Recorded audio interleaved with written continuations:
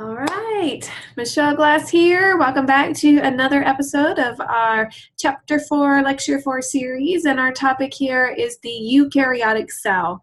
I've already introduced the idea to you that all cells on this planet can be divided either into the prokaryotic or the eukaryotic cell, and we've looked at the differences between, and we've also looked at the commonalities between. So be sure you can compare and contrast the two.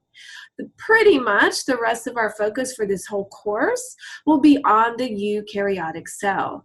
Now remember that EU beginning means true, and the karyo part is referring to the nucleus. So eukaryotic cells are named because they have a true nucleus. So that is the definition of a eukaryotic cell.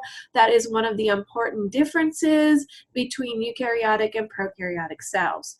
Now remember, all cells in the domain Eukarya, so that includes a whole group of protists, kingdom fungi, plantae, and animalia, all have eukaryotic cells. But for the most part, we're going to be comparing our animal cells and our plant cells. So that will be the focus for the rest of our videos and the rest of the reading in your chapter 4. As we are looking at all cells, remember they all have a cell membrane. So this is actually going to be true for both prokaryotic and eukaryotic cells. The job of the cell membrane is going to be to regulate what gets in and out of the cell. So we'll be talking about that. It's going to have a whole chapter just dedicated to the cell membrane. The cell membrane, remember, is regulating what gets in and out of the cell. So that means the fluid surrounding the cell on the outside is going to have a special composition. We're going to call that fluid the extracellular fluid, and we can use the term ECF as our abbreviation. Now the ECF, or extracellular fluid, is the aqueous-based solution, where remember the term aqueous means water-based, and that's going to be important as we progress through.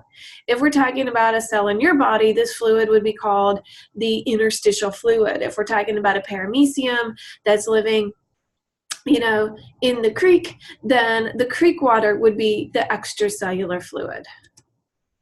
And then we're going to have fluid inside of the cell, which we can call by one of two possible names. So we can call this fluid either the intracellular fluid, or ICF for short, or we can call it the cytosol. So that's a term I've already introduced to you as something, again, that is found in all cell types. So that's a universal name, ICF and cytosol.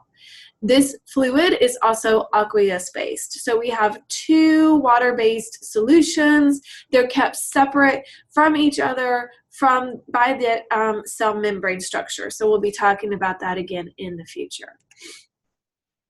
Now, in addition to our eukaryotic cells having ICF and cytosol, we also see that the cell inside is going to have specialized organelles. You can think of these as tiny organs, which is how they're getting their name. Now, if you're talking about a prokaryotic cell, you still have organelle structures, but those are not membrane bound. In the case of the eukaryotic cell, our organelles can be either membrane bound or not membrane bound. Again, these are specialized structures inside of the cell. They have their own unique anatomy and physiology, where anatomy is talking about their structure and physiology is talking about the job. When we talk about all of this stuff inside of the cell, so the ICF and the organelles together, that's what we term the cytoplasm. Now, in the case of the eukaryotic cell, we're talking about everything between the cell membrane and that nucleus as being the cytoplasm.